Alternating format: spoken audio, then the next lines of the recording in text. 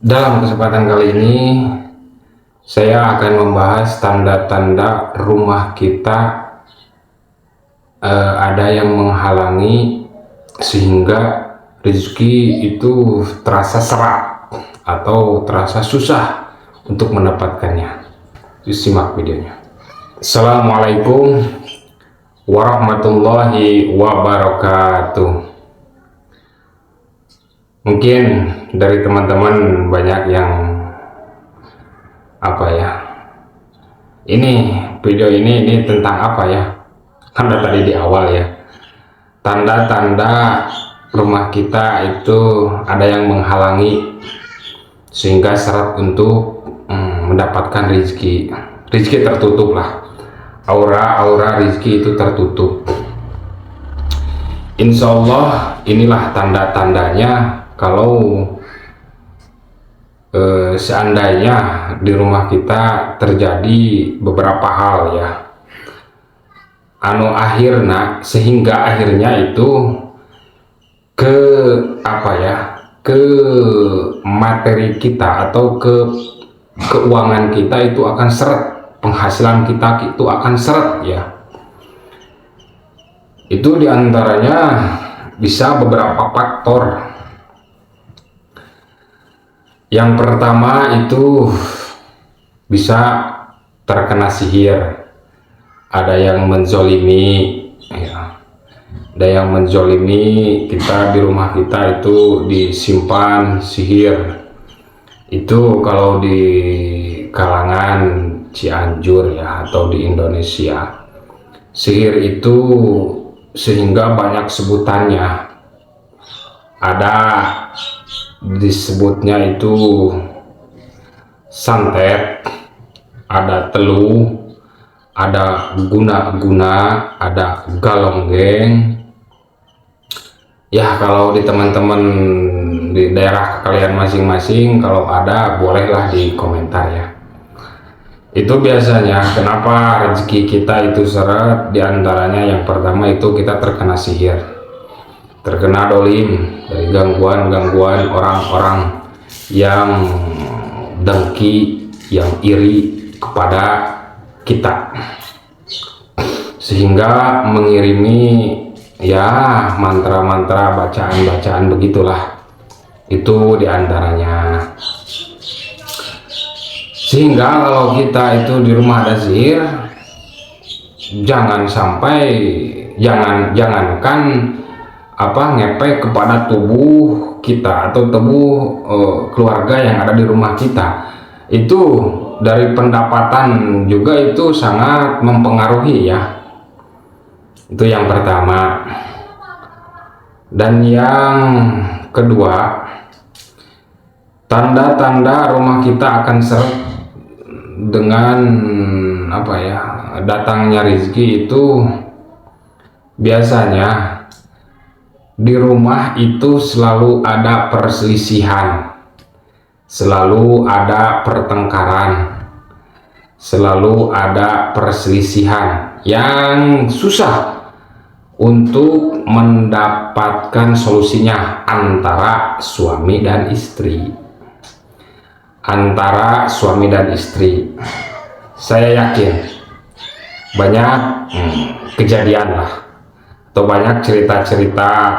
Coba aja tanya kepada teman-teman kita, ketika kita sebagai lelaki ya, kalau kita itu lagi bertengkar dengan istri, bertengkar lah, salah paham gimana bertengkar, nggak keburu baikan.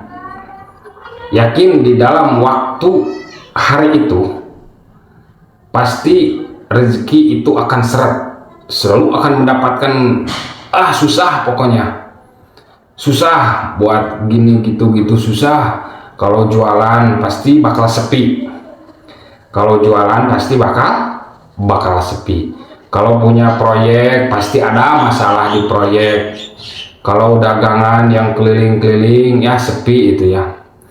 Yang dianjurkan itu naudzubilahnya itu Kalau yang jualan itu jualan dagangan yang pakai kendaraan-kendaraan itu takutnya terjadi apa ya, insiden yang tidak diinginkan lah.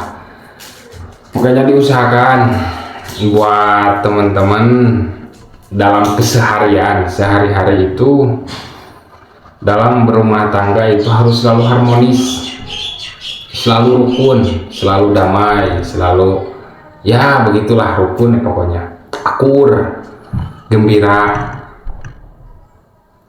Karena apa? Karena kesenangan atau kebahagiaan yang tersimpan sebetulnya itu bukan daripada kita mempunyai banyak harta, bukan, tapi damai kalau yang udah punya suami istri ya, damai di rumah itu antara suami dan istri, antara orang tua dan anak, antara anak-anak kita semua itu damai. Yakin itu kebahagiaan yang paling utama. Kan banyak di luar sana ya, harta banyak, wah segala, bro dijuru, bro dipantau, si jabrik dipipir, si jamrong dikolong lah kalau bahasa menurut bahasa Sunda mah. Semua punya dia harta, mobil banyak, tanah banyak, uang banyak, tapi apa ya, di dalam rumahnya itu tidak ada harmonis antara suami istri, pasti akan banyak kejadian lah. Mau tidur gelisah ya siapa saja itu, mau istrinya atau suaminya, bahkan rawannya itu kan mendekati kepada perselingkuhan.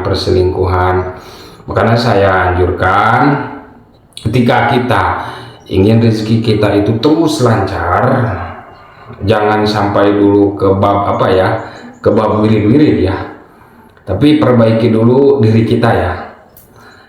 Terus kalau rezeki kita ingin lancar, itu keharmonisan di dalam rumah tangga itu harus dijaga, harus rukun, damai, aman, sentosa. Yakin dan pasti kalau kita sudah rukun itu akan mendapatkan sakinah, mawaddah, dan warahmah. Kebahagiaan yang sesungguhnya sebenarnya itu. Karena apa?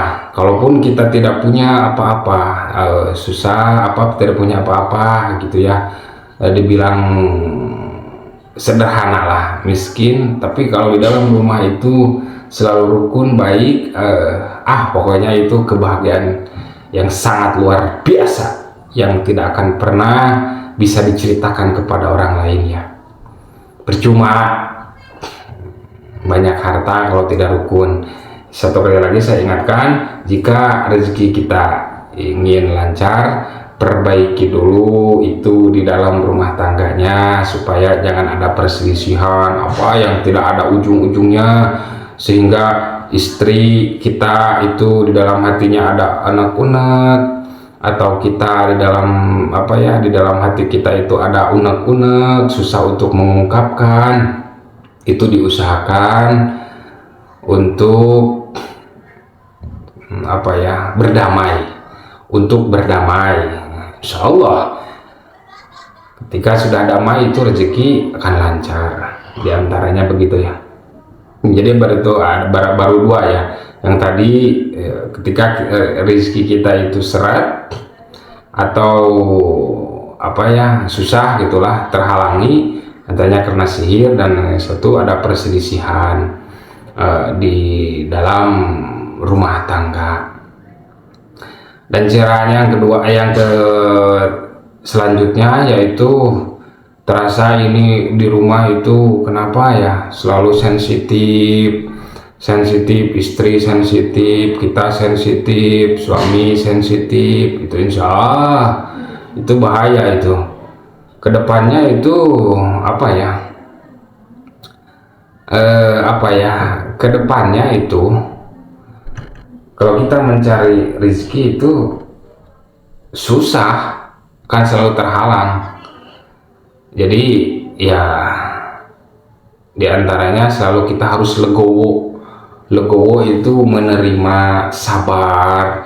Kita sabar sebagai suami, istri sabar sebagai istri ya, pemajikan sabar sebagai istri, itu insya Allah akan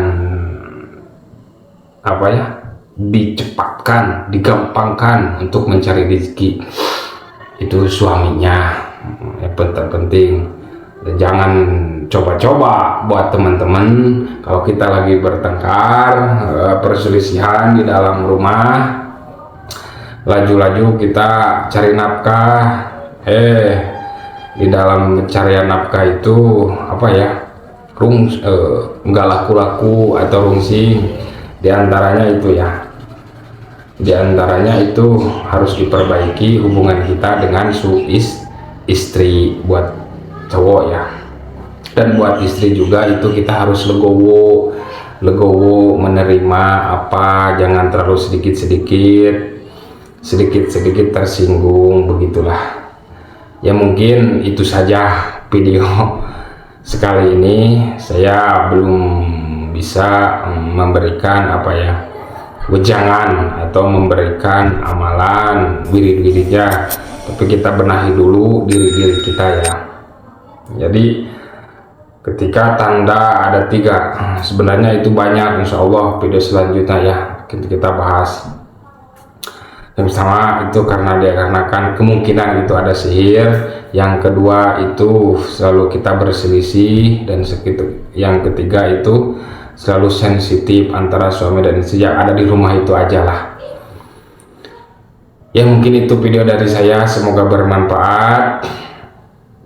Yang mendukung channel saya silahkan subscribe, like, share, dan komen ya, apa-apa saja yang perlu saya perbaiki dalam bahasa ngobrolnya ya. Begitu aja lah. Salam dari Cianjur. Assalamualaikum warahmatullahi wabarakatuh.